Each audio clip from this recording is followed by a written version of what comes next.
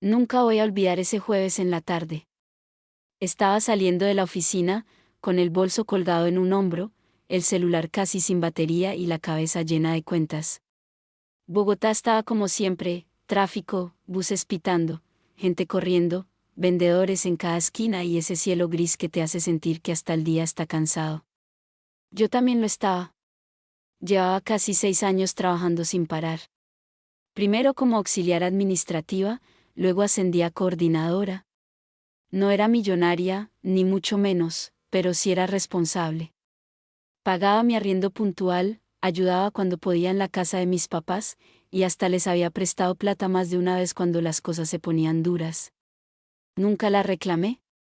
Para mí eso era familia. Ese día sonó mi celular y vi en pantalla, mamá. Contesté sonriendo, porque pensé que de pronto me iba a pedir que pasara el domingo por la casa, o que llevara pan blandito de la panadería que a ella le gustaba. Hola, ma, ¿todo bien? Su voz estaba demasiado animada. Ay, hija, ¿dónde estás? Necesito contarte algo hermoso. Me hice a un lado de la acera y apoyé la espalda contra la pared de una papelería. Voy saliendo del trabajo. ¿Qué pasó? Entonces soltó la noticia como si fuera un regalo para todos. Le compramos la casa a tu hermano. Hubo un segundo de silencio. No afuera. Afuera seguían los carros, los pitos, la gente. El silencio fue adentro de mí. ¿Qué? Pregunté, creyendo que había escuchado mal. Sí, hija. A Sebastián. Ya firmamos. Bueno, todavía faltan unos papeles, pero ya casi. Es una casa hermosa, en Mosquera, en conjunto, con patio pequeño. Ay, no sabes la felicidad que tengo. Yo apreté el celular con fuerza. Sebastián. Mi hermano menor. El mismo que cambiaba de trabajo cada 3 meses. El mismo que decía que la vida era para disfrutarla y que, estresarse por plata era de pobres con mentalidad chiquita. El mismo que a los 29 seguía viviendo con mis papás sin aportar casi nada. Respiré hondo. Ah, qué bueno. ¿Verdad que sí? Es que él necesita estabilidad. Ya es hora de que forme hogar. No sé por qué esa frase me dio tan duro. Él necesita estabilidad. Yo llevaba años buscándola sola. ¿Y cómo así que le compraron casa? Pregunté al fin. ¿Con qué plata? Pues, con los ahorros, mi amor. Y con lo de la indemnización de tu papá. También vendimos el lote de Girardot. Sentí un vacío en el estómago. Yo conocía ese lote. Mi abuelo lo había dejado como una especie de respaldo para emergencias. Muchas veces escuché a mis papás decir, eso no se toca, eso es para cuando se necesite de verdad. Al parecer, la necesidad de verdad era darle una casa a Sebastián. Ya, dije despacio. Mi mamá siguió hablando emocionada, describiendo la cocina, las habitaciones, el ventanal de la sala. Pero yo apenas la escuchaba. En mi cabeza solo había una pregunta creciendo como una tormenta. ¿Y yo? No era envidia. O tal vez sí, pero no de la mala. Era otra cosa. Era dolor. Era una punzada vieja, conocida. Esa sensación de que en mi familia yo siempre había sido la fuerte, la que podía sola, la que no pedía, la que entendía. Y precisamente por eso, nunca me daban nada. Cuando mi mamá terminó de contarme todos los detalles, remató con una naturalidad que todavía hoy me quema. Y bueno, ya sabes, tú sí mira a ver dónde alquilas algo mejor, porque pagar arriendo toda la vida tampoco es vida. Me reí. Pero no de risa. De incredulidad. ¿Perdón? Pues sí, hija. Ya estás grande. Tienes buen trabajo. Tú sí puedes resolverte. Ahí fue cuando sentí algo romperse. No grité. No lloré. No hice escándalo en plena calle. Solo dije. Claro, ma. Yo después te llamo. Y colgué. Me quedé quieta, con el ruido de la ciudad alrededor y una presión horrible en el pecho. No era solo la casa. Era el mensaje detrás de la casa. Era entender, de golpe, lo que durante años me negué a ver. En mi familia, ayudar al hijo débil era amor. Pero exigirle a la hija, fuerte, que se las arreglara sola, también. Y esa noche, mientras subía sola las escaleras de mi apartamento arrendado, con una humedad horrible en el techo y una cocina diminuta donde apenas cabía una persona, supe que ya no iba a poder hacerme la que no dolía. Porque sí dolía. Y mucho. Esa noche no prendí ni el televisor. Dejé el bolso en una silla, me quité los zapatos en la entrada y me senté en el borde de la cama con el corazón latiéndome duro, como si hubiera subido corriendo 10 pisos. El apartamento estaba en silencio, pero mi cabeza no. Lo que más me dolía no era que a Sebastián le compraran una casa. Si mis papás hubieran sido millonarios y hubieran querido ayudarlo, listo. El problema era otro. El problema era que esa posibilidad jamás había existido para mí. Ni siquiera como conversación. Ni como sueño compartido. Nunca escuché a mis papás decir, vamos a ayudarte para que tengas lo tuyo. Nunca. Conmigo todo había sido distinto desde siempre. Yo era la mayor. La aplicada. La que hacía tareas sin que se lo pidieran. La que lavaba los platos mientras Sebastián jugaba en el computador. La que madrugaba sola al colegio. La que aprendió a no molestar. A no pedir. A no llorar mucho. Porque si yo lloraba, mi mamá decía, no seas dramática. Si Sebastián lloraba, corrían todos. Esa frase me acompañó casi toda la vida, ¿tú entiendes? Cuando no alcanzaba la plata para los 2 útiles escolares, yo entendía. Cuando había que escoger quién iba a clases de inglés, yo entendía. Cuando Sebastián perdió un semestre y hubo que volver a pagarle matrícula, yo entendía. Cuando yo me gradué de la universidad trabajando de día y estudiando de noche, nadie me regaló ni una cena. Mi papá solo me dijo, muy bien. Así es como debe ser. Pero cuando Sebastián terminó un diplomado de 3 meses que ni siquiera ejerció, hicieron almuerzo familiar, compraron torta y mi mamá lloró de orgullo. Sí, yo entendía. Abrí la nevera y saqué una botella de agua. Tomé directo del pico, parada en la cocina, mirando la pared. Me acordé de la vez que yo tenía 24 años y quería independizarme. Había encontrado un apartaestudio pequeño, barato, en Teusaquillo. Me faltaba una parte del depósito, y con toda la pena del mundo les pedí a mis papás si podían prestarme esa plata. No regalada. Prestada. Mi mamá dijo que no podían. Que la situación estaba difícil. 2 meses después, le compraron moto a Sebastián para que tuviera como moverse y buscar mejores oportunidades. Me senté en la mesa pequeña de la cocina y me tapé la cara. Todo empezó a conectarse de una forma brutal. Las veces que yo pagué mercado sin decir nada. Las veces que presté plata para servicios. Las veces que cancelé mis cosas para ayudar. Las veces que fui, la madura. Y de repente entendí algo que me dio rabia y tristeza al mismo tiempo, yo había sido útil, pero no prioritaria. Ser la hija responsable me había convertido en la menos atendida. A las 9:30 me escribió Sebastián. ¿Mi mamá te contó, sí o qué, la rompimos? Leí el mensaje varias veces. La rompimos. Ni siquiera decía, mis papás me ayudaron. Ya hablaba como si eso fuera mérito suyo, como si hubiera conquistado algo. No respondí. 5 minutos después mandó otro. Después te muestro fotos. Está una chimba. Ahí sí sentí rabia. Porque mientras yo llevaba años contando monedas para llegar a fin de mes, él estaba celebrando una casa que no había construido. Y peor aún, nadie parecía ver el golpe emocional que eso significaba para mí.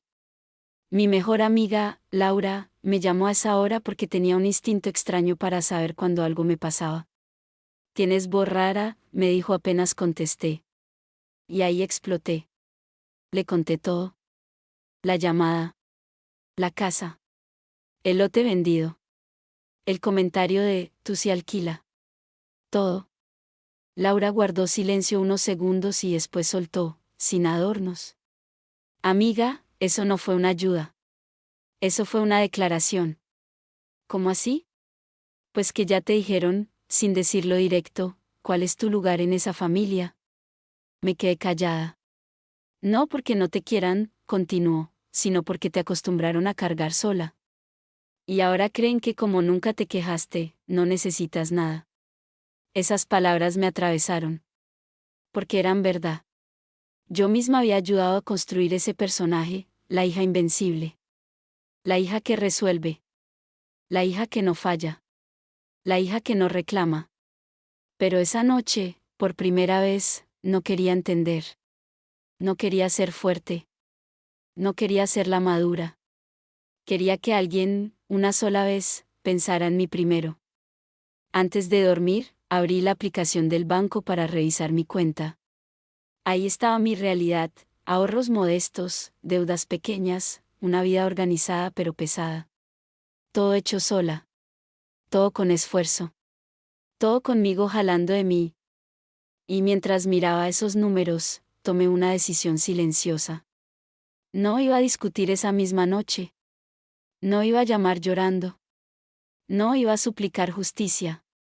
Pero sí iba a dejar de ocupar, en mi propia familia, el papel de la mujer que siempre entiende mientras a otros les resuelven la vida.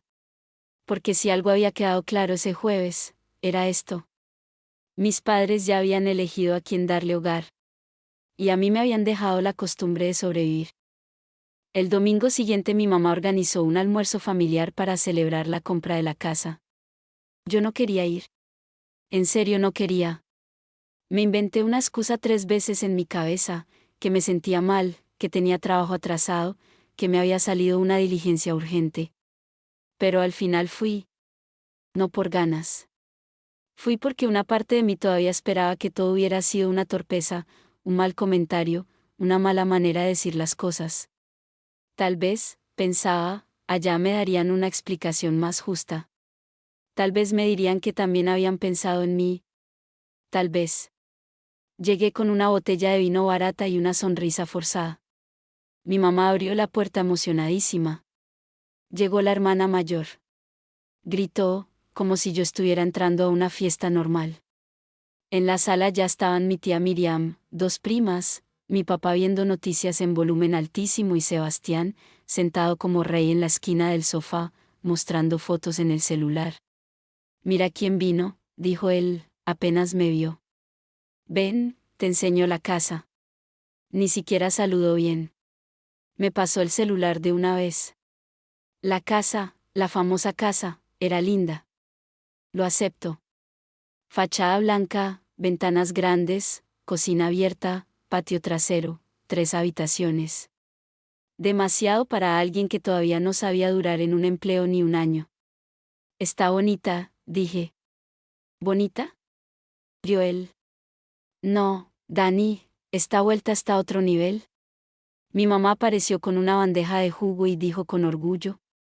Es que mi hijo sí se lo merece. Esa frase me pegó como bofetada. No por él, mi hijo, sino por él, sí se lo merece. Como si se lo hubiera ganado. Nos sentamos a almorzar. Ajiaco, arroz, aguacate, plátano maduro, pollo al horno. La mesa estaba bonita, decorada, casi solemne. Como si estuviéramos celebrando una boda o un ascenso importante.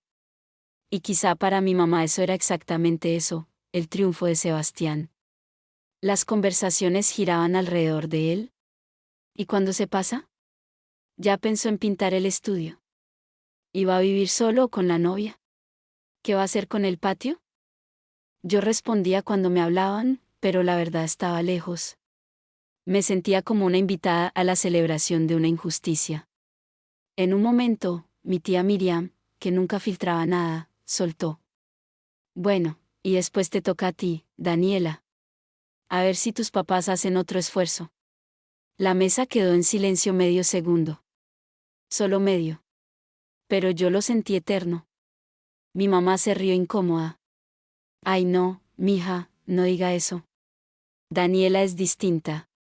Ella sí es independiente. Distinta. Siempre distinta. Mi tía, sin mala intención pero con esa sinceridad que a veces destruye, respondió. Pues sí, pero hija es hija. Yo bajé la mirada al plato. Mi papá, que hasta ese momento había estado callado, habló por fin. A Sebastián hubo que darle un empujón, porque ese muchacho sin apoyo se descarrila. Y ahí estuvo. La verdad cruda, servida entre cucharadas de sopa. A él había que rescatarlo. A mí, no. ¿Y a mí no? Pregunté, antes de poder detenerme. Nadie habló. Levanté la vista. Mi mamá frunció un poco el ceño, como si yo acabara de dañar un momento bonito. Sebastián se acomodó en la silla, incómodo. Mi papá me miró serio. ¿Cómo así?, dijo él. Pues eso. Si a él hubo que darle un empujón, ¿a mí no?, pregunté, esta vez más firme. Porque yo también llevo años sola. También pago arriendo. También trabajo. También me canso. Mi mamá dejó la cuchara. Ay, Daniela, no empieces. Esa frase. Otra vez. No empieces. Como si mi dolor fuera un show inoportuno. No estoy empezando nada, ma. Solo quiero entender por qué vender un lote familiar y gastar los ahorros en una casa para Sebastián sí era una prioridad, pero cuando yo necesité ayuda para independizarme, nunca pudieron. Sebastián soltó un suspiro fastidiado. ¿En serio vas a volver esto sobre ti?, volteé a mirarlo. ¿Sobre mí? Claro que sobre mí. Soy tu hermana y estoy viendo cómo le regalan estabilidad al que menos ha hecho por conseguirla. Nadie me regaló nada, dijo al instante. Me reí, pero esta vez sin esconderlo. ¿No? Entonces explícame qué parte pagaste tú. Mi mamá se levantó molesta. Ya basta. Esto no te luce. Parece envidia. Ahí fue cuando todo se me enfrió por dentro. Porque no era tristeza lo que me estaban permitiendo sentir. No era decepción. Ni abandono. Lo único que me dejaban sentir era culpa. La culpa de ser la hija que arruina el almuerzo por decir lo obvio. Respiré profundo. No es envidia, mamá. Es herida. Mi papá golpeó suave la mesa con los dedos. Nosotros no te debemos una casa. Lo miré fijo. No. No me deben una casa. Pero sí me debían honestidad. Esa frase dejó a todos quietos. Agarré mi bolso. Me puse de pie. Mi mamá dijo mi nombre en tono de advertencia. Pero yo ya no iba a sentarme otra vez. Disfruten el almuerzo, dije. Y la casa. Me fui con el corazón roto, pero también con algo nuevo latiendo dentro, una dignidad que llevaba años tragándose todo. Y mientras bajaba las escaleras del edificio de mis papás, supe que esa comida no había sido una celebración. Había sido el día en que, por fin, dejé de fingir que no veía el favoritismo. Después del almuerzo pasé 2 semanas sin ir a la casa de mis papás. Contestaba mensajes cortos, si acaso. Mi mamá me mandó uno al día siguiente diciendo, no me gustó tu actitud. Ni una sola línea preguntando cómo me sentía. Ni una sola. Mi papá ni escribió. Sebastián sí, pero para decir, te pasaste. Yo no respondí ninguno. En esos días empecé a quedarme más tiempo en la oficina. No porque quisiera trabajar más, sino porque no quería llegar a ese apartamento silencioso donde todo me recordaba que estaba sosteniendo sola una vida que siempre había querido compartir con alguien, aunque fuera con mi propia familia en el sentido más básico, sentir respaldo. El sábado de esa segunda semana me llamó mi abuela Elvira. Mi abuela era de esas mujeres que no levantaban mucho la voz, pero veían demasiado. De niña me decía que yo tenía ojos de muchacha que aguanta. Y aunque en ese momento no entendía si eso era un elogio o una advertencia, con los años supe que era ambas. Mija, venga y se toma un café conmigo, me dijo. No me diga que no, porque ya puse la olla. Uy. Mi abuela vivía en una casa antigua de barrio, con patio de baldosas, matas por todas partes y una radio prendida casi siempre. Apenas entré, me abrazó sin hablar.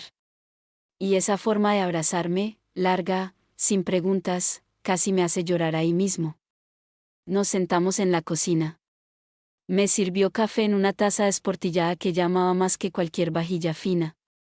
Sacó almojábanas y me miró en silencio. Usted está dolida, dijo. No era pregunta. Sí. Con razón. La miré sorprendida. No porque me entendiera, sino porque era la primera persona de mi familia que no trataba de corregir mi emoción. Todos me están haciendo sentir como si yo fuera la mala, le dije. Mi abuela sopló su café. Porque en las familias, mija, a veces el que rompe la costumbre parece el malo. Y usted está rompiendo una costumbre vieja. ¿Cuál? La costumbre de que usted siempre aguante callada. Se me aguaron los ojos. Entonces me contó algo que yo no sabía. Cuando yo tenía 17 años y quedé admitida en una universidad mejor que la que finalmente pude pagar, ella había insistido en ayudarme con parte de la matrícula. Había ofrecido vender unas joyitas viejas que guardaba. Pero mi papá no la dejó. Le dijo que no era necesario, que yo sabía resolver, y que además más adelante iba a tocar guardar para Sebastián, porque él sí iba a necesitar más ayuda. Me quedé fría. ¿Dijo eso? Sí. ¿Y usted no me contó nunca? Porque yo pensé que después iban a compensar. Que se darían cuenta. Pero no. Mi garganta ardió. No era una percepción. No era que yo estuviera exagerando. Había una historia completa detrás, una estructura entera donde a mí me veían capaz, y por eso mismo, prescindible en términos de apoyo. Mi abuela se levantó despacio y fue a una vitrina pequeña del comedor. Sacó una caja metálica antigua, de esas donde antes venían galletas. La puso frente a mí. Ahora. La abrí. Adentro había sobres doblados, billetes organizados, una libreta pequeña y una cadena de oro fina. ¿Qué es esto? Pregunté. Ahorros míos. Abuela, no. Espere. No es para mantenerla. Ni para que sienta pesar. Es para decirle algo que nadie más parece haberle dicho, usted también merece que la ayuden. No pude contenerme. Empecé a llorar. Lloré ahí, con la cara entre las manos, mientras mi abuela me acariciaba la espalda como cuando era niña. No lloraba solo por la plata. Lloraba porque al fin alguien veía la parte de mí que estaba cansada. La que no quería ser fuerte todo el tiempo. La que también necesitaba que la eligieran. No se lo voy a recibir, le dije al rato, secándome la cara. Todavía no le he dicho cuánto, respondió, casi sonriendo. No importa. No quiero quitarle sus cosas. Ella cerró la caja. Entonces no me quite usted la oportunidad de hacer por usted lo que otros no hicieron. Nos quedamos calladas. Afuera pasó un vendedor gritando aguacates. La radio seguía bajita en el fondo. Todo parecía tan normal, pero yo sentía que algo importantísimo se estaba ordenando por dentro. Antes de irme, mi abuela me tomó la mano y me dijo una frase que todavía cargo conmigo. Mija, no confunda amor con costumbre. A veces la familia lo ama a uno, sí, pero también se acostumbra a usarlo de apoyo mientras ayuda a otros. Y eso hay que frenarlo. Salí de su casa diferente. No feliz. No tranquila. Pero sí más clara. Porque por primera vez en toda esa historia, alguien no me pidió que entendiera a Sebastián. Alguien me pidió que me entendiera a mí. Y créanme, eso cambia todo. 3 días después de ver a mi abuela, mi mamá me escribió. Necesito hablar contigo. Ven mañana en la noche. No decía, por favor. No decía, quiero arreglar las cosas. Solo, necesito hablar. El tono me sonó más a citación que a reconciliación, pero fui igual.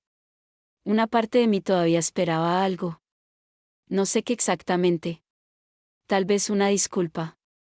Tal vez una conversación adulta. Tal vez que al fin reconocieran que se habían equivocado conmigo. Llegué a las 7:15.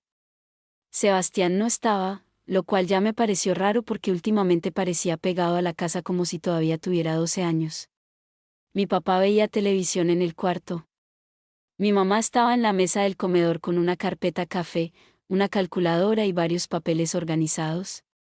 Apenas la vi, entendí que eso no era emocional. Era administrativo. Siéntate, me dijo. Me senté despacio. ¿Qué pasó? Mi mamá se acomodó las gafas y me pasó una hoja. Estuvimos pensando. Leí el encabezado del documento, propuesta de apoyo familiar. Mi estómago se encogió. ¿Qué es esto? Es una idea para que todos estemos mejor. Mira, como tú eres la que tiene trabajo estable. Ya desde ahí sabía que nada bueno venía. Pensamos que de pronto podrías ayudarnos unos meses con la cuota inicial de unas mejoras que necesita la casa de Sebastián. La miré sin pestañear. ¿Perdón? No es tanto como suena. Es que la casa está bien, pero necesita cerramiento en el patio, unas rejas, y de pronto unos arreglitos en cocina. ¿Y cómo él va a quedar apretado? Sentí que la silla se me iba a romper debajo. ¿Me estás pidiendo plata para remodelar la casa que le compraron a mi hermano? No te alteres, respondió rápido. Escúchame bien.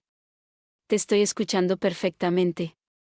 Ella respiró, fastidiada. La idea no es que tú mantengas a nadie. Es un préstamo familiar. Tú aportas por unos meses y luego él te va pagando. No pude evitar una carcajada seca. ¿Él? ¿Pagándome? ¿El mismo Sebastián que me debe 700.000 pesos desde hace 2 años?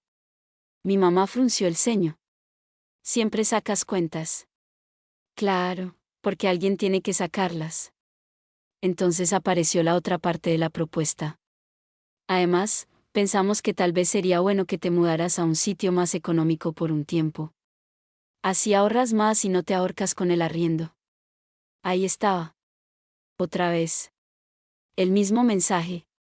Solo que ahora más refinado. No solo querían que yo aceptara que a Sebastián le dieran una casa. También querían que yo ajustara mi vida para ayudar a sostener esa decisión. O sea, dije despacio, para no explotar, ustedes venden el lote, usan ahorros, le compran una casa a mi hermano, y después me llaman a mí para que me apriete, me mude a algo peor y ayude a terminarle los arreglos. No lo pongas así, dijo mi mamá. Suena horrible. La miré fijo. ¿Por qué es horrible? Mi mamá se cruzó de brazos. Mira, Daniela, ya no eres una niña. Las familias se apoyan. Y tú siempre has sido la más consciente. No. Las familias no hacen esto.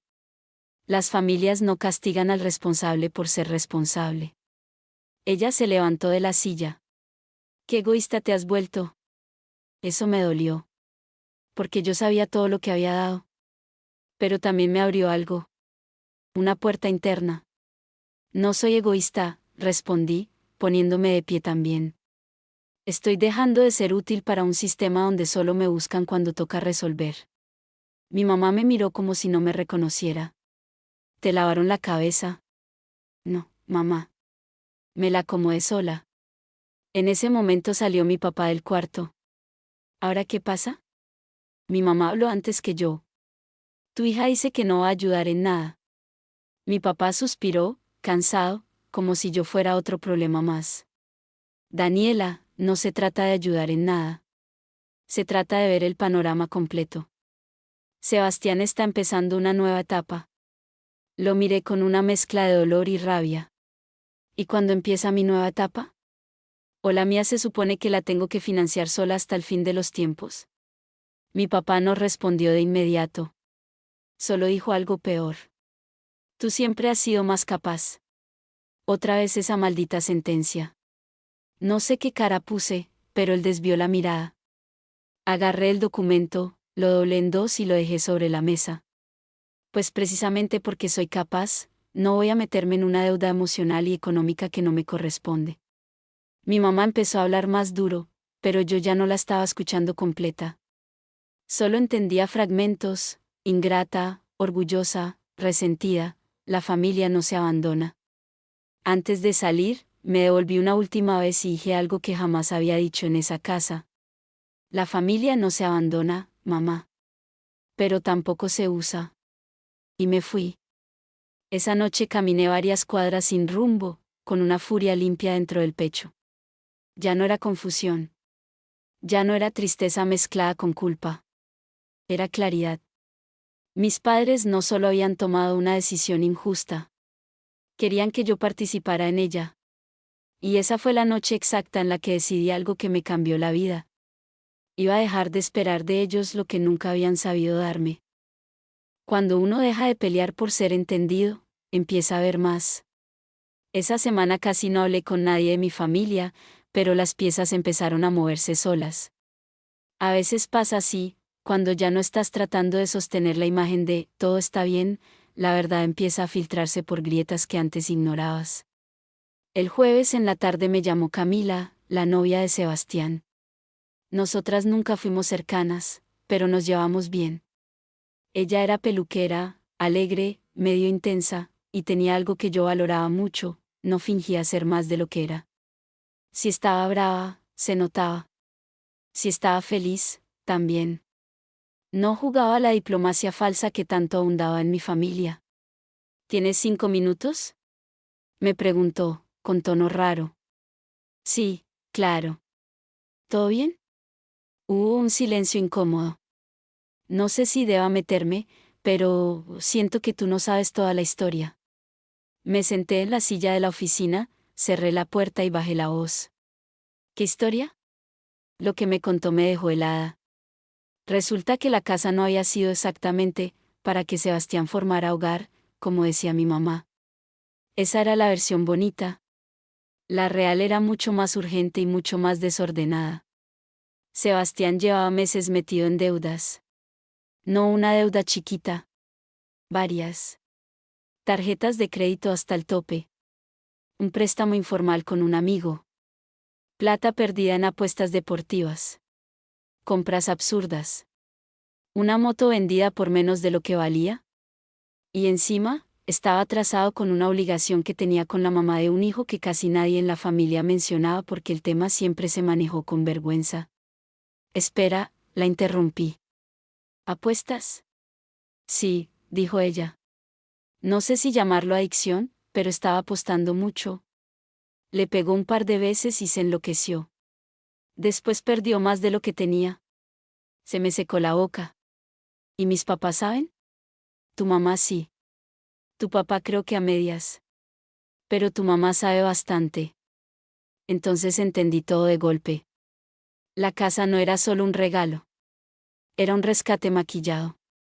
No le estaban comprando estabilidad a un hijo responsable. Le estaban tapando el hueco a un hijo irresponsable, envolviendo todo en papel de nueva etapa. ¿Y por qué una casa? Pregunté, todavía incrédula. ¿Por qué no ayudarlo a reorganizarse, a pagar, a hacer terapia, no sé? Camila soltó una risa triste. Porque tu mamá cree que si él tiene algo propio, se endereza. Y porque además, si esa plata se quedaba líquida, él se la podía gastar. Me quedé mirando la pared blanca de la oficina. Eso lo empeoraba todo. No solo me habían dejado por fuera emocionalmente, también me habían escondido la verdad para que yo quedara como la envidiosa si reaccionaba mal. Hay algo más, dijo Camila. Mi pecho se tensó. ¿Qué? La casa no quedó a nombre solo de él.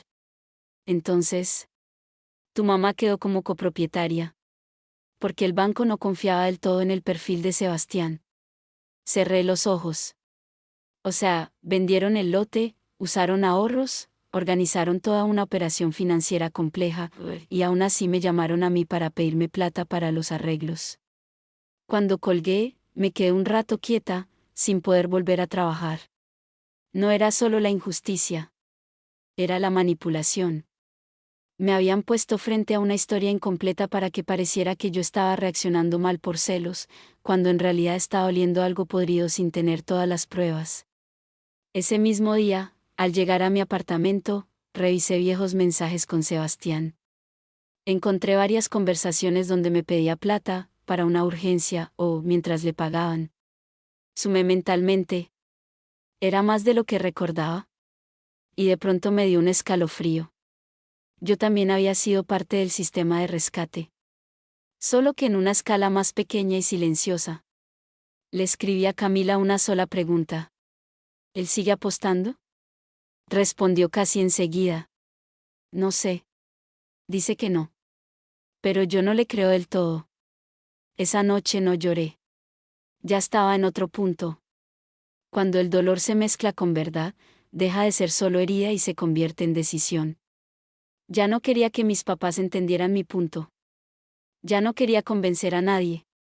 Quería salir de una dinámica familiar donde siempre había un incendio alrededor de Sebastián, y todo el mundo esperaba que yo, por ser la sensata, aportara agua, plata, paciencia o silencio. Por primera vez empecé a pensar seriamente en algo que antes me parecía imposible. Cortar el cordón. No para dejar de amar, sino para dejar de hundirme. Y lo más duro de todo fue aceptar esta verdad. La casa que le compraron a mi hermano no era el problema principal. El problema era que todos esperaban que yo financiara, perdonara o comprendiera las consecuencias, como si mi vida valiera menos porque no hacía escándalo. Pero esa versión de mí se estaba acabando. Y nadie en esa familia parecía estar preparado para conocer a la mujer que venía después. A veces uno toca fondo no cuando pierde algo, sino cuando entiende cuánto tiempo lleva renunciando a sí mismo. Esa fue la sensación que tuve los días siguientes. Iba al trabajo, cumplía reuniones, mandaba correos, sonreía cuando tocaba, pero por dentro solo pensaba en una cosa: ¿y yo qué quiero? Suena básico, pero no lo era. Durante años mi vida había sido una secuencia de responsabilidades. Estudiar, trabajar, pagar, ayudar, sostener, entender. Me había convertido en una adulta funcional tan temprano, que casi nunca me senté a imaginar una vida verdaderamente mía. Una vida no armada alrededor de urgencias ajenas. Ese sábado saqué una libreta vieja y escribí arriba, en letras grandes: lo que quiero antes de cumplir 35. Tenía 32. Y empecé. Quería dejar de vivir en apartamentos húmedos arrendados. Quería ahorrar para una cuota inicial de algo propio. Quería viajar a Medellín sin sentir culpa por gastar. Quería estudiar una especialización. Quería un sofá bonito. Quería una cocina donde no me golpeara con la nevera por falta de espacio. Quería llegar a una casa y sentir que era refugio, no estación de paso. Quería, por primera vez, no vivir reaccionando. Mientras escribía eso, sentí una mezcla extraña de tristeza y vergüenza. Tristeza porque entendí que sí había anhelado muchas cosas, pero las había enterrado debajo de la etiqueta de prioridades reales. Y vergüenza porque una parte de mí había creído que pedir estabilidad para mí misma era un capricho. Ese mismo día hablé con Laura y le conté el secreto de las deudas de Sebastián, la copropiedad de mi mamá, todo. Eso confirma lo que te dije, respondió. No fue una ayuda limpia. Fue rescate con maquillaje. Sí, pero igual me pega. Porque yo también quiero una casa, Laura. Hubo silencio un segundo. Pues claro. Y no tendrías por qué sentir pena de decirlo. Esa frase me acomodó algo. Porque sí, yo también quería una casa. Yo también quería que me ayudaran, que me vieran, que por una vez alguien dijera: ven, descansa un poco, nosotros te damos la mano.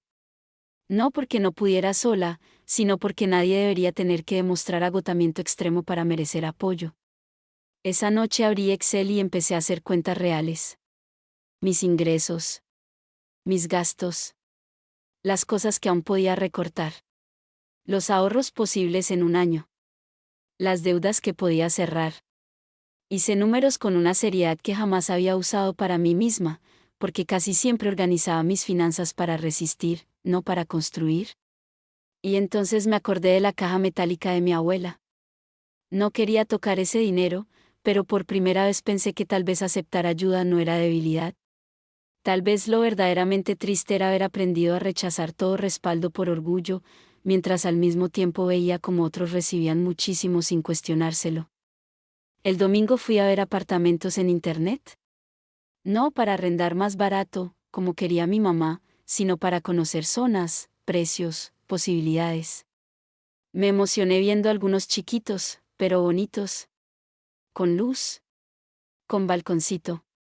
Con cocina abierta. Me imaginé poniendo una planta en la ventana. Me imaginé el primer café un domingo cualquiera, en silencio, en un lugar mío. Y ahí sentí algo que no esperaba: esperanza. No porque todo se hubiera arreglado. No. Mis papás seguían igual. Sebastián seguía en su novela. El favoritismo seguía existiendo. Pero por primera vez la historia no se estaba quedando atrapada en la herida. Empezaba a moverse hacia otro lado. Hacia mí. El lunes pedí cita con una asesora financiera del banco donde tenía mi nómina. Quería saber qué tan lejos estaba, no en fantasía sino en números, de poder aspirar a crédito. La asesora me habló con claridad brutal, sola podía lograrlo, sí, pero necesitaba orden, tiempo y consistencia. Nada mágico. Salí del banco con papeles, simulaciones y una idea clara: si nadie iba a construir mi hogar, entonces yo iba a empezar a hacerlo desde ya. Con estrategia. Con paciencia. Con amor propio, aunque sonara cursi. Pero también con límites. Porque de nada servía ahorrar para un futuro si iba a seguir drenando energía, plata y paz mental en una dinámica familiar que me veía como respaldo automático. Ese día bloqueé una costumbre, quité a mi mamá y a Sebastián de mis favoritos del celular. Puede sonar pequeño, pero no lo era. Era simbólico. Era dejar de vivir en disponibilidad permanente para emergencias que casi siempre terminaban siendo irresponsabilidades ajenas. Yo también quería una vida mía. Y por primera vez, en lugar de sentir culpa por desearla, empecé a sentir que me la debía. Hay cosas que uno no cobra por plata. Las cobra por dignidad. Yo tardé años en entender eso. Toda la vida me enseñaron que en familia no se lleva cuenta, que reclamar dinero era feo, que ayudar no se recordaba. Y hasta cierto punto, puede ser cierto, si la ayuda es mutua, si el amor circula, si el apoyo no siempre va en una sola dirección. Pero en mi caso sí iba. Siempre.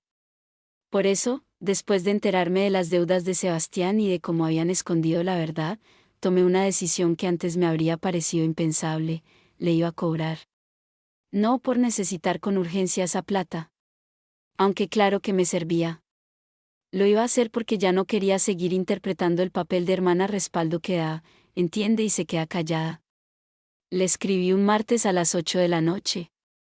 Necesito que hablemos de la plata que me debes. Tardó 20 minutos en responder. ¿Cuál plata? Solo leer eso me subió la temperatura. Le mandé captura de 2 transferencias y una conversación vieja donde claramente me decía: te pago en la quincena, te lo juro. Respondió: ah, eso. Yo pensé que eso ya había quedado así. Ahí tuve una claridad casi luminosa: él no olvidaba. Él asumía. Asumía que conmigo todo se diluía. Que mi generosidad no tenía fecha de vencimiento. Que reclamarme era impropio de la hermana buena. Le marqué una vez. ¿Cómo que, quedó así? Le dije apenas contestó. Ay, Dani, ¿en serio estás en esas? ¿Con todo lo que está pasando? Precisamente. Estoy en estas porque ya vi que todo el mundo toma mis cosas como si fueran del aire.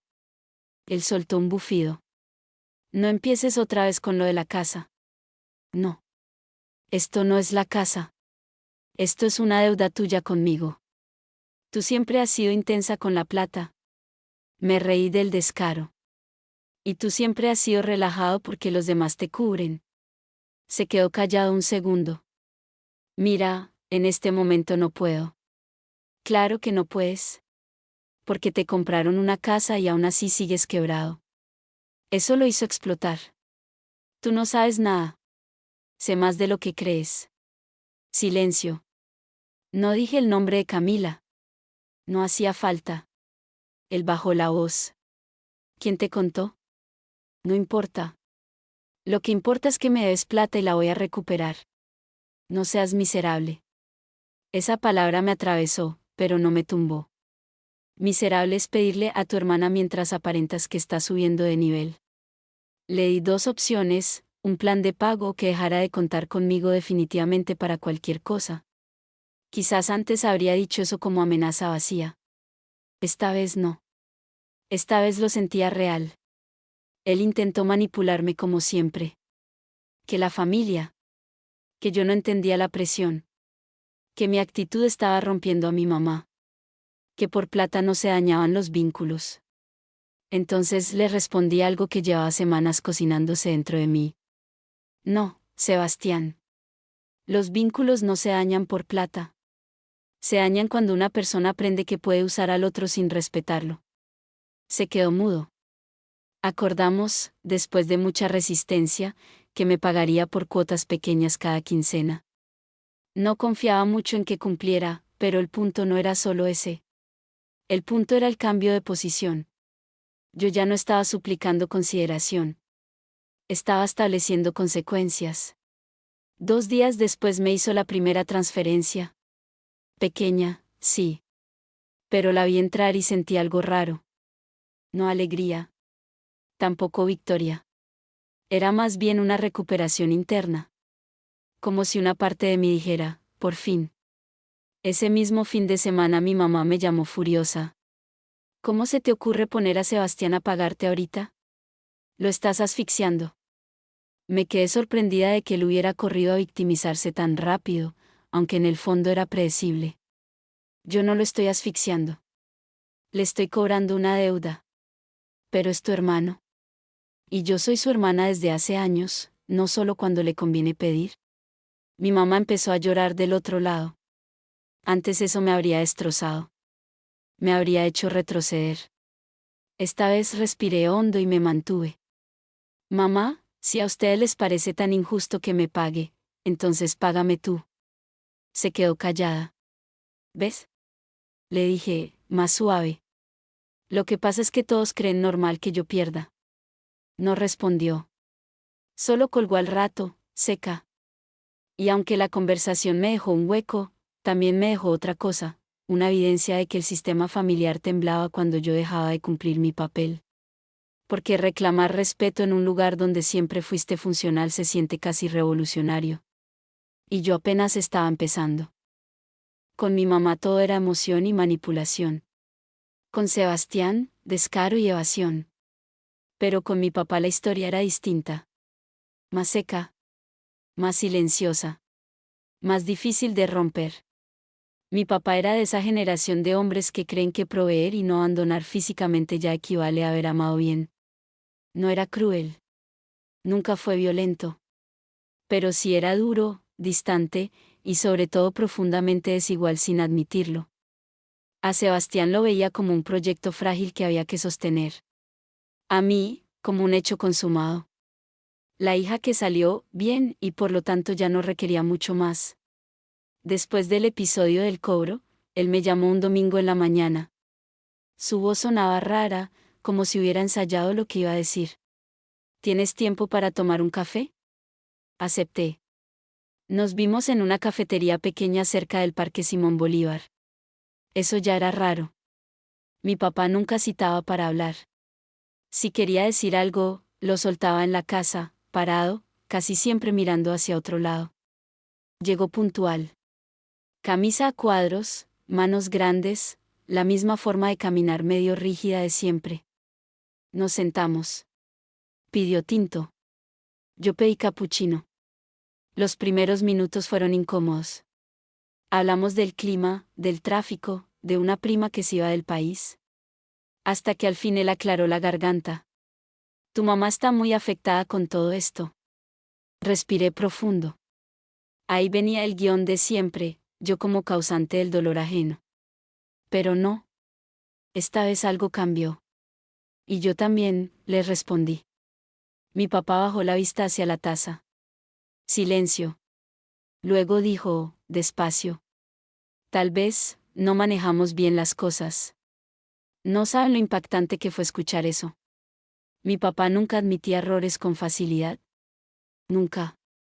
Era como si la autoridad de su generación dependiera de no retroceder un centímetro. Lo miré sin hablar. No pensé que te iba a doler así, continuó. Sentí una mezcla de ternura y rabia. Porque eso mismo decía mucho. No lo habían hecho con mala intención consciente, quizá.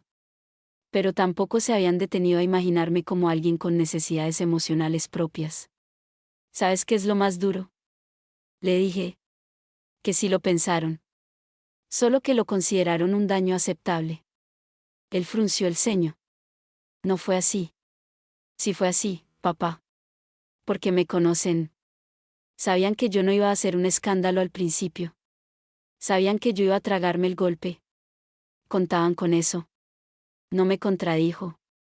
Eso fue peor y mejor al mismo tiempo. Me contó entonces, con palabras torpes, que sí estaban preocupados por Sebastián desde hacía tiempo. Que lo veían perdido, inestable, haciendo malas decisiones. Que él, como papá, sintió que si no actuaban, el muchacho se les iba. Y que cuando apareció la posibilidad de la casa, se aferraron a ella como a una tabla de salvación. ¿Y yo qué era? Pregunté. ¿El miembro estable de la familia del que podían sacar recursos emocionales sin límite? No digas eso. Entonces, ¿qué digo? Mi papá se quedó callado un momento largo. Afuera pasaba gente trotando, paseando perros, riéndose. Nosotros parecíamos una escena de otra época. Y entonces sucedió algo pequeñísimo, pero que yo jamás había visto en él, bajo la mirada. No por cansancio. Por vergüenza. Creo que contigo fuimos injustos, dijo. Sentí un nudo en la garganta. No era una solución. No borraba nada. No devolvía años. Pero era la primera vez que una verdad así se pronunciaba sin pelear. Siempre me exigieron entender, le dije más bajito. Pero nunca se preguntaron cuánto me estaba costando ser la que entiende. Él se pasó la mano por la frente. Yo pensé que reconocer tu fortaleza era valorar lo que eras. Lo era. Pero también fue una excusa para no cuidarme. Eso lo dejó quieto. Después vino la parte que más me sorprendió. Mi papá metió la mano al bolsillo interior de su chaqueta y sacó un sobre blanco. No es suficiente, dijo. Pero quiero empezar por algo. Adentro había dinero. Bastante. No una fortuna, pero sí una suma importante para mí. No puedo recibir esto, respondí por reflejo. Sí puedes. Y sí debes. No como caridad. Como reparación. La palabra me sacudió. Reparación. Mi papá jamás hablaba así. ¿Jamás? Tu mamá no sabe que te lo estoy dando, añadió. Y no quiero que esto se convierta en pelea. Pero necesito hacer algo que no sea solo hablar. No lo acepté de inmediato. Me quedé mirando el sobre como si pesara 10 kilos. Porque no era solo dinero. ¿Era reconocimiento material de una deuda moral? Al final lo tomé. No para perdonarlo todo. No para fingir que ya estaba bien. Lo tomé porque por primera vez mi papá no estaba defendiendo una injusticia. Estaba admitiendo que existía. Antes de irse me dijo algo breve, casi seco, muy suyo. No prometo entender todo rápido. Pero ya vi cosas que no había querido ver. Yo asentí. Ese día, volviendo a casa, entendí algo importante: reparar no siempre es arreglarlo todo. A veces reparar es mirar de frente el daño que causaste y dejar de pedirle a la otra persona que lo minimice para que tú te sientas mejor. Mi papá, por primera vez en la vida, había hecho. Me contó entonces, con palabras torpes, que sí estaban preocupados por Sebastián desde hacía tiempo. Que lo veían perdido, inestable, haciendo malas decisiones. Que él, como papá, sintió que si no actuaban, el muchacho se les iba. Y que cuando apareció la posibilidad de la casa, se aferraron a ella como a una tabla de salvación. ¿Y yo qué era? Pregunté. ¿El miembro estable de la familia del que podían sacar recursos emocionales sin límite? No digas eso. Entonces, ¿qué digo? Mi papá se quedó callado un momento largo. Afuera pasaba gente trotando, paseando perros, riéndose. Nosotros parecíamos una escena de otra época. Y entonces sucedió algo pequeñísimo, pero que yo jamás había visto en él, bajo la mirada. No por cansancio. Por vergüenza. Creo que contigo fuimos injustos, dijo. Sentí un nudo en la garganta. No era una solución. No borraba nada. No devolvía años. Pero era la primera vez que una verdad así se pronunciaba sin pelear. Siempre me exigieron entender, le dije más bajito. Pero nunca se preguntaron cuánto me estaba costando ser la que entiende. Él se pasó la mano por la frente. Yo pensé que reconocer tu fortaleza era valorar lo que eras. Lo era. Pero también fue una excusa para no cuidarme. Eso lo dejó quieto. Después vino la parte que más me sorprendió. Mi papá metió la mano al bolsillo interior de su chaqueta y sacó un sobre blanco. No es suficiente, dijo. Pero quiero empezar por algo. Adentro había dinero. Bastante. No una fortuna, pero sí una suma importante para mí. No puedo recibir esto, respondí por reflejo. Sí puedes. Y sí debes. No como caridad. Como reparación. La palabra me sacudió. Reparación. Mi papá jamás hablaba así. ¿Jamás? Tu mamá no sabe que te lo estoy dando, añadió. Y no quiero que esto se convierta en pelea. Pero necesito hacer algo que no sea solo hablar. No lo acepté de inmediato. Me quedé mirando el sobre como si pesara 10 kilos. Porque no era solo dinero. ¿Era reconocimiento material de una deuda moral? Al final lo tomé. No para perdonarlo todo. No para fingir que ya estaba bien. Lo tomé porque por primera vez mi papá no estaba defendiendo una injusticia. Estaba admitiendo que existía. Antes de irse me dijo algo breve, casi seco, muy suyo. No prometo entender todo rápido. Pero ya vi cosas que no había querido ver. Yo asentí. Ese día, volviendo a casa, entendí algo importante: reparar no siempre es arreglarlo todo. A veces reparar es mirar de frente el daño que causaste y dejar de pedirle a la otra persona que lo minimice para que tú te sientas mejor. Mi papá, por primera vez en la vida, había hecho eso. Y aunque el dolor seguía ahí, por primera vez también sentí que no estaba completamente invisible. Las familias que tapan demasiado terminan oliendo a encierro. Todo parece controlado desde afuera, pero adentro se está pudriendo algo. En la mía, ese algo era Sebastián. Y la caída que mis papás querían evitar a toda costa terminó llegando igual. Solo que más fea, más tarde y más costosa. Pasó un viernes en la noche. Yo estaba en pijama, viendo videos de decoración mínima para apartamentos pequeños. Sí, ya me obsesionaba con imaginar mi futuro hogar, cuando sonó mi celular. Era mi mamá. Contesté y supe de una que algo grave había pasado, porque apenas habló estaba llorando sin control. Tu hermano no aparece. Me senté de golpe. ¿Cómo que no aparece? Entre sollozos entendí lo básico: Sebastián había dicho que iba a salir un momento, pero nunca volvió. No contestaba llamadas. Camila había descubierto movimientos extraños en una cuenta.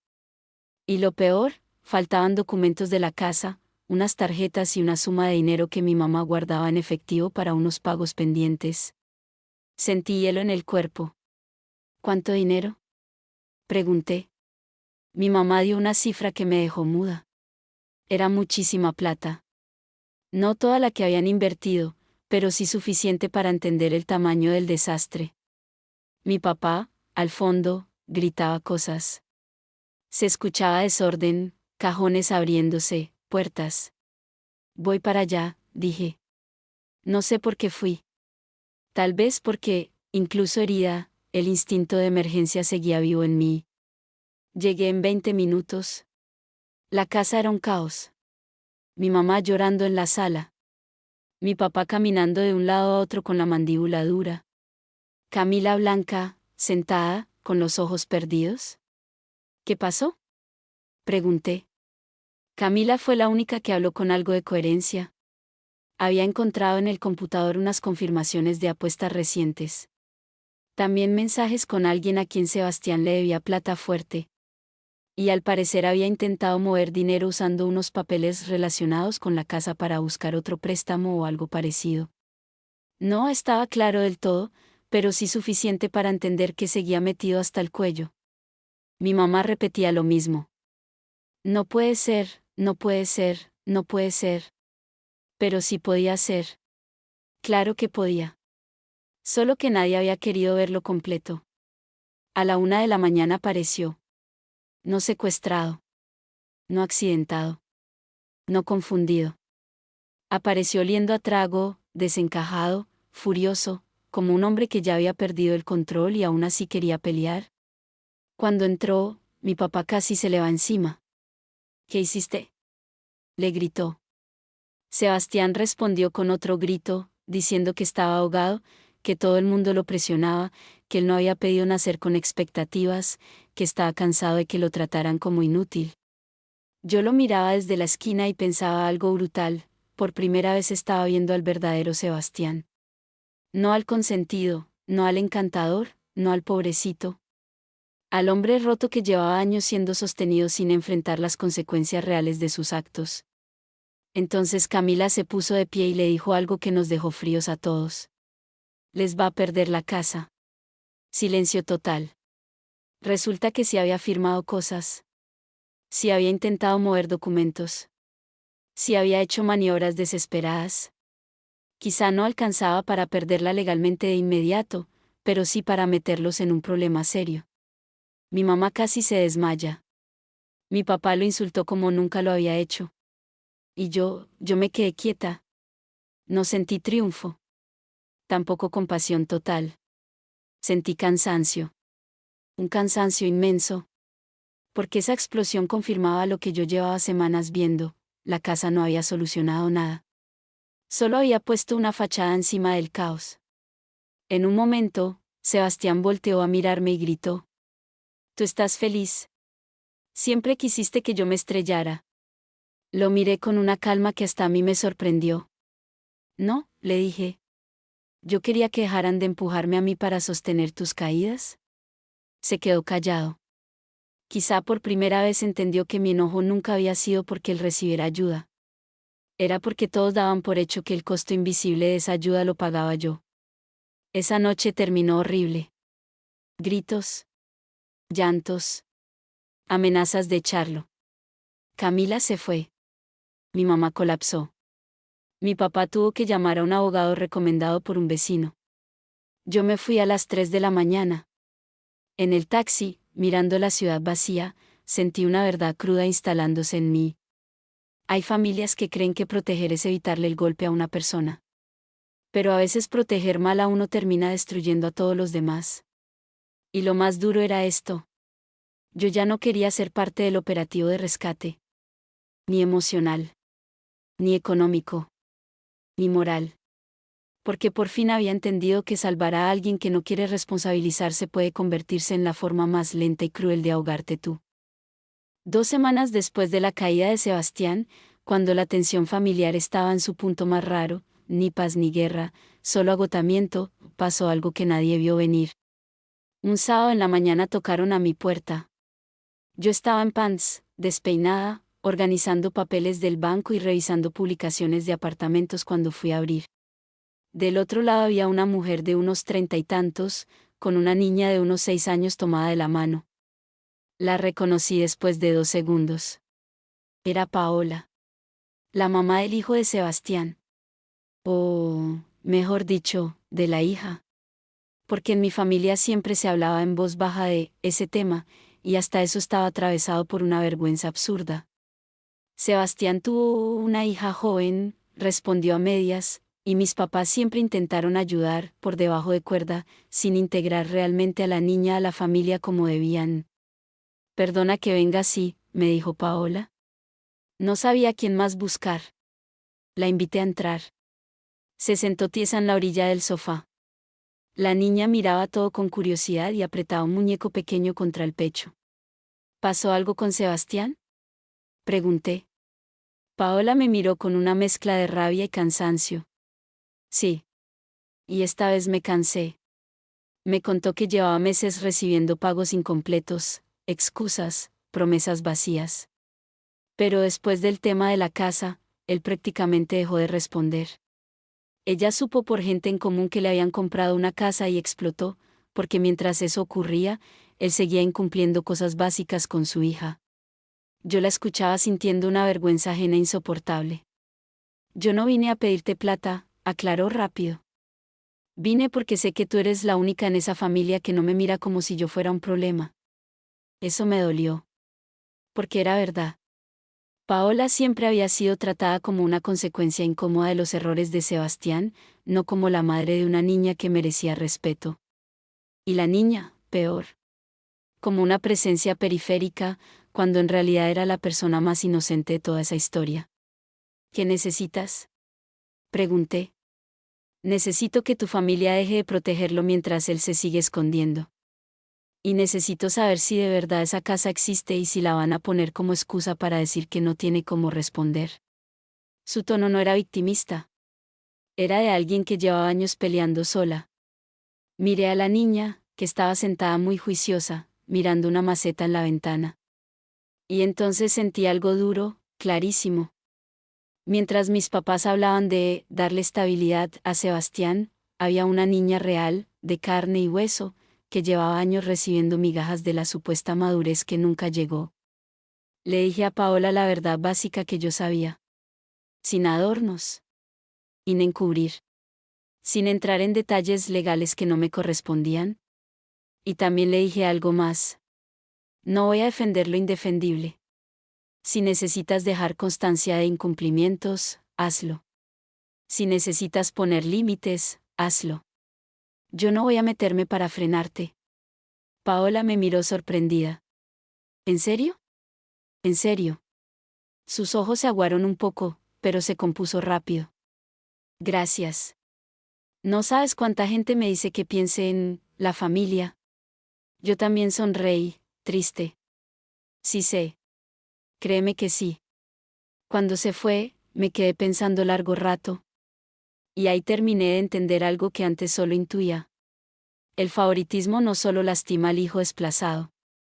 También puede convertir al hijo favorecido en una persona incapaz de asumir lo que le corresponde. Y las consecuencias no caen solo dentro de la casa. Salpican parejas, hijos, terceros, vidas enteras. Ese mismo día llamé a mi papá y le dije que Paola había venido. Se quedó en silencio. ¿Y qué quería? Respeto. Respuestas. Lo mínimo. No dijo nada. Entonces agregué: papá, si ustedes de verdad quieren arreglar algo de todo esto, empiecen por dejar de tratar las consecuencias de Sebastián como temas secundarios. Mi papá suspiró hondo. Sonaba derrotado. ¿Estamos en eso? No. Hasta ahora apenas están viéndolo. Y colgué. Esa visita me dejó removida todo el fin de semana. No solo por la niña.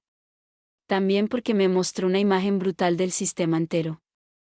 Yo había crecido creyendo que el favoritismo solo me afectaba a mí, en mi autoestima, en mis oportunidades, en mis heridas internas.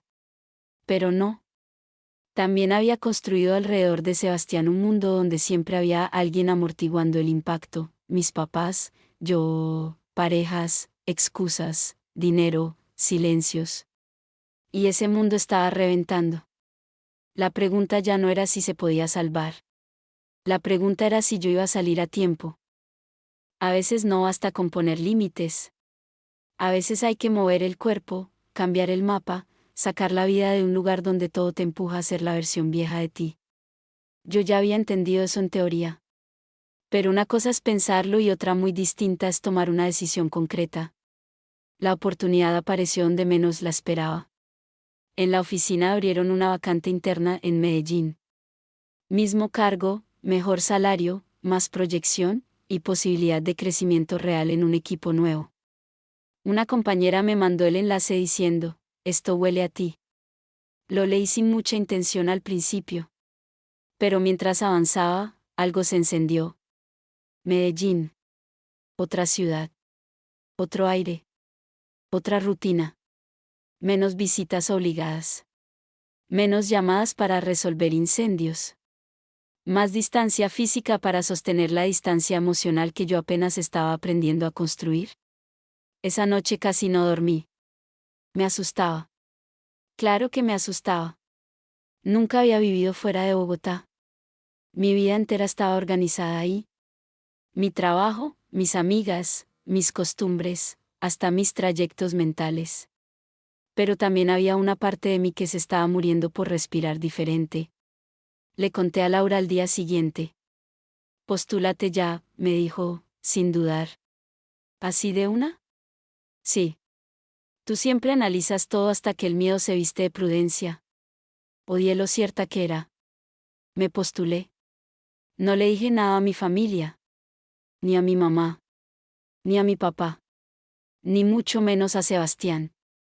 Ya había aprendido que compartir ciertos procesos antes de tiempo con ellos era entregar una parte de mi energía a la opinión equivocada. Quería proteger algo sagrado, la posibilidad. Las entrevistas avanzaron rápido. Mi jefe actual me apoyó. La gente del nuevo equipo parecía valorar justo lo que en mi casa siempre se daba por hecho: mi capacidad, mi constancia, mi forma de resolver. Pero allá no lo usaban como excusa para descuidarme. Lo veían como talento. Eso también me movió. Una tarde salí del último filtro y me fui a caminar sola. Me senté en un parque, miré a la gente pasar y pensé: ¿y si mi vida empieza de verdad cuando dejo de esperar permiso emocional de mi familia? Esa frase me dio vértigo. Una semana después me llamaron, el puesto era mío. Me quedé en silencio cuando lo escuché. La gerente sonrió del otro lado de la videollamada, pensando quizá que estaba procesando una buena noticia. Y sí. Pero también estaba entendiendo que acababa de abrirse una puerta enorme. Una que no solo era laboral, era existencial. Fui donde mi abuela esa misma noche. Se lo conté y lloró de orgullo. Váyase, me dijo. Váyase sin culpa. ¿Y si parece que estoy huyendo? Ella me miró con esa sabiduría firme que solo tienen ciertas mujeres. No todo el que se va está huyendo. A veces uno se mueve para poder crecer sin que lo vuelvan a encoger. Esa frase fue un sí definitivo dentro de mí. Luego vino la parte más difícil, contárselo a mis papás. Fui un domingo. La casa estaba rara, apagada. Desde la crisis, Sebastián ya no estaba tan presente. Dormía a veces allá, a veces no. Camila lo había dejado. Mi mamá se veía envejecida. Mi papá, agotado. Nos sentamos. Me salió una oportunidad de trabajo en Medellín, dije. Me voy en 2 meses. Mi mamá abrió los ojos. ¿Cómo así que te vas? Eso. Me ofrecieron un cargo mejor. Acepté. ¿Y nos avisas así nomás? Preguntó, herida. La miré con calma. Sí. Así como muchas cosas se deciden aquí sin pensar en mí. Eso le dolió. Se le notó. Mi papá preguntó detalles. Sueldo, ciudad, fechas. Mi mamá solo repetía que era muy lejos, que la familia, que por qué tan abrupto. No discutí. Por primera vez no estaba pidiendo permiso. Estaba informando. Necesito hacer mi vida, dije al final. De verdad. Mi mamá lloró. Pero ya no me derrumbé con sus lágrimas. Porque esta vez no estaba eligiéndome contra ellos. Me estaba eligiendo a favor mío. Y esa diferencia lo cambia todo. Esa noche, al volver a mi apartamento, abrí de nuevo las páginas de apartamentos. Pero ya no en Bogotá. En Medellín. Y sentí algo que no había sentido en mucho tiempo. Ilusión limpia. No por escapar de una herida, sino por caminar hacia una vida que por fin empezaba a parecerse a mí. Los 2 meses antes de irme a Medellín fueron extraños.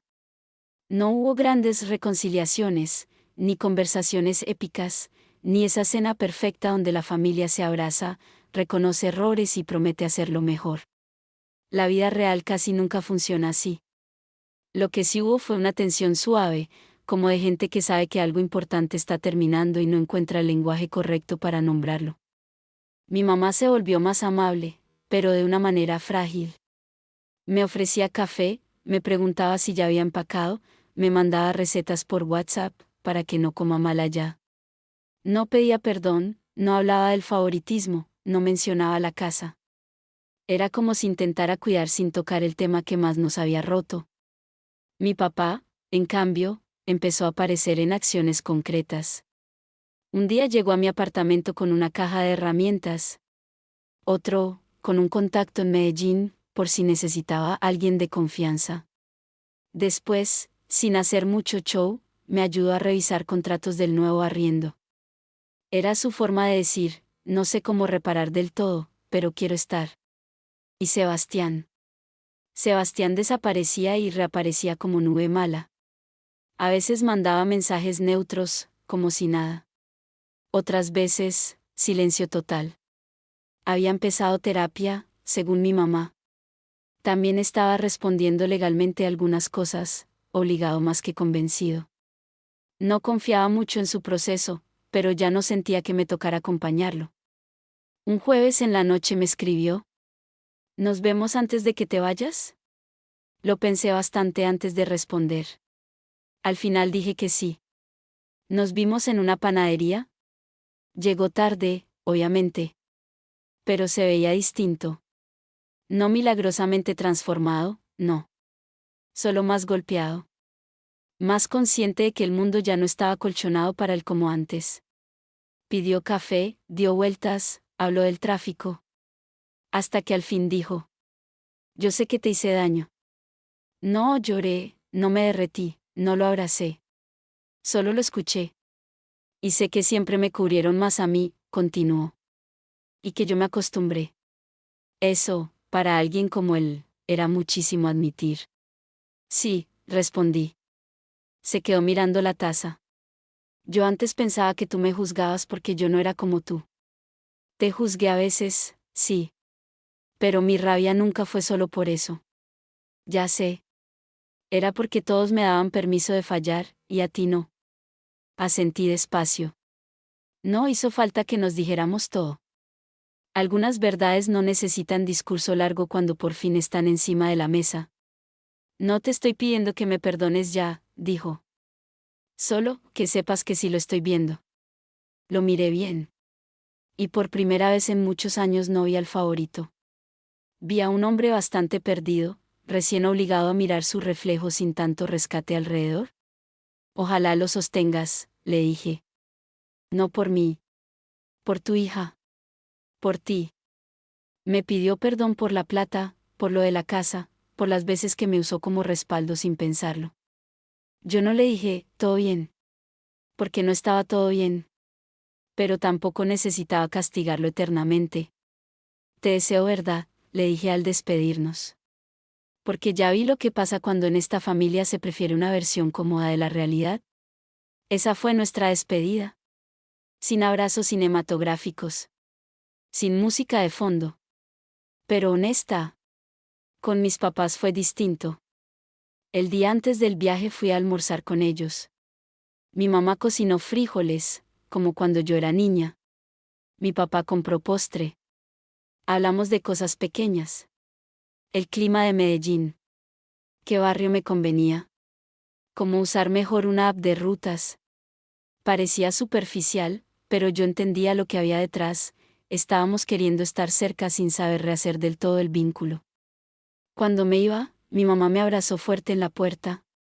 Perdóname por lo que no supe ver a tiempo, me susurró al oído. No me lo dijo sentada en una mesa. No lo construyó bonito. Lo dijo así, quebrada, sin elegancia emocional. Y quizá por eso fue real. Yo la abracé de vuelta. Cuídese, ma. No dije, yo también te perdono, porque el perdón, cuando es verdadero, no siempre cabe en una sola escena. Mi papá me abrazó después. Corto, apretado. Haz hogar donde estés, me dijo. Y eso se me quedó. No porque me lo dieran hecho, sino porque por fin parecían entender que yo llevaba años queriendo construir uno. No tuvimos una despedida perfecta, pero sí tuvimos algo más raro y más valioso. Una despedida sin mentiras. Llegué a Medellín un martes de lluvia suave. Ese tipo de lluvia que no destruye el día, sino que lo acompaña.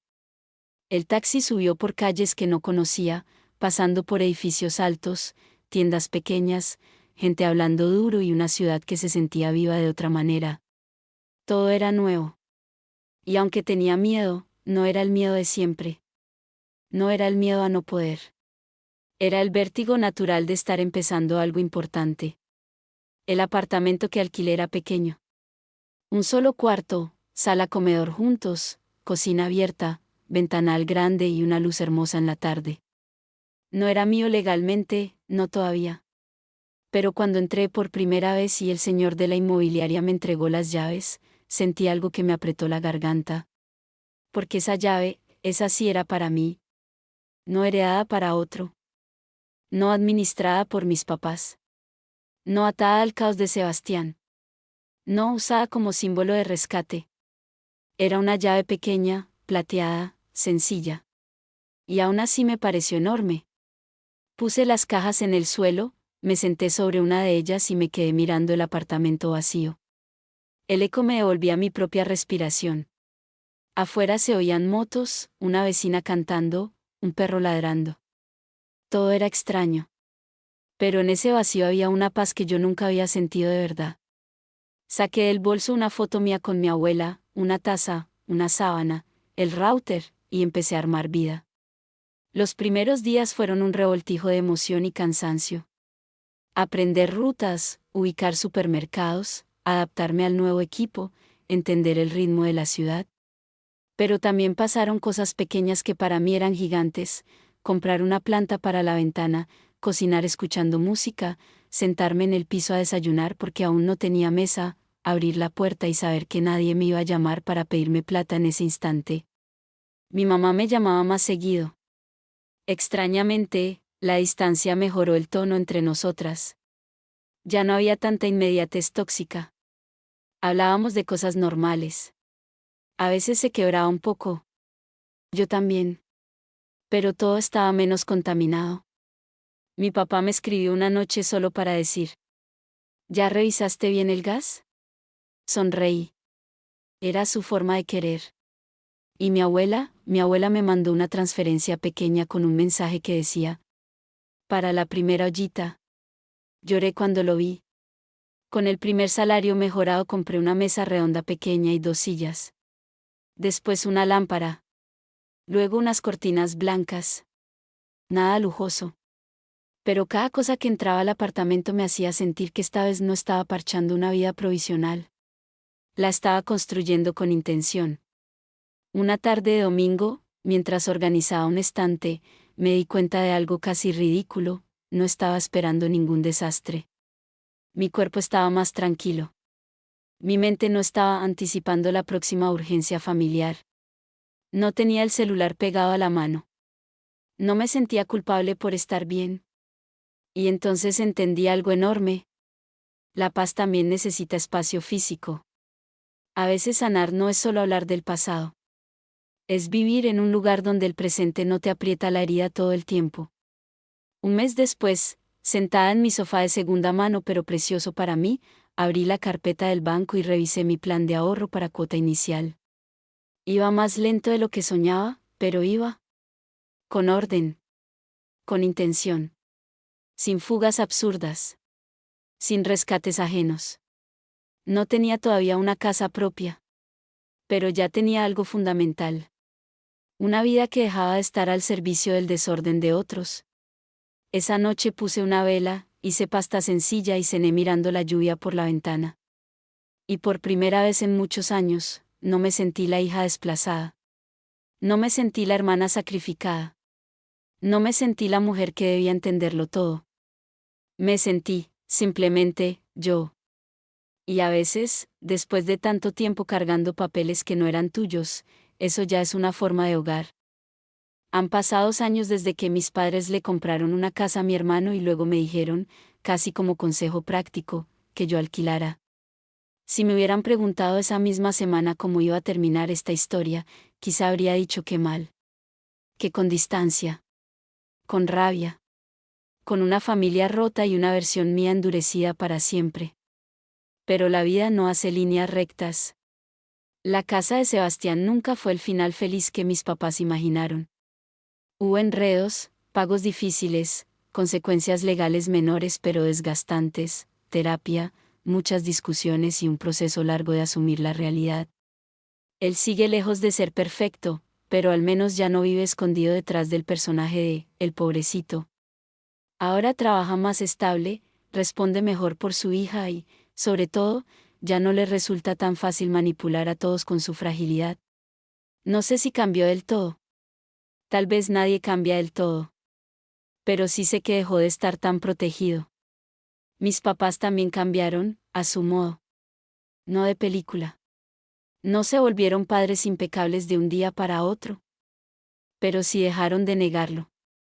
Mi mamá, con el tiempo, me dijo varias veces que confundió cuidar con rescatar, y que por querer salvar a uno terminó hiriendo a otra. Mi papá sigue siendo torpe emocionalmente, pero ahora pregunta más, escucha más y da menos por sentado que yo puedo sola, solo porque siempre pude. ¿Y yo? Yo compré apartamento.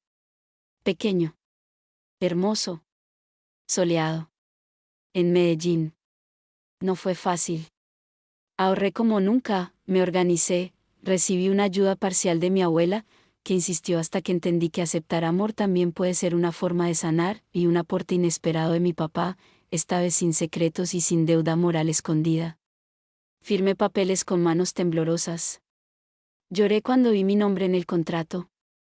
Y el día que me entregaron las llaves, me acordé de aquella llamada en Bogotá, de aquella frase que me partió en dos: tú sí mira a ver dónde alquilas. ¡Qué ironía! Porque sí, alquilé. Y ese alquiler me salvó. Me dio distancia, aire, perspectiva, espacio para dejar de vivir reaccionando. Me permitió construir desde otro lugar. Me enseñó que el hogar no empieza cuando alguien te entrega una propiedad, sino cuando dejas de vivir sintiéndote prestada en tu propia vida. Hace poco mis papás vinieron a visitarme. Mi mamá recorrió el apartamento tocando los muebles, emocionada.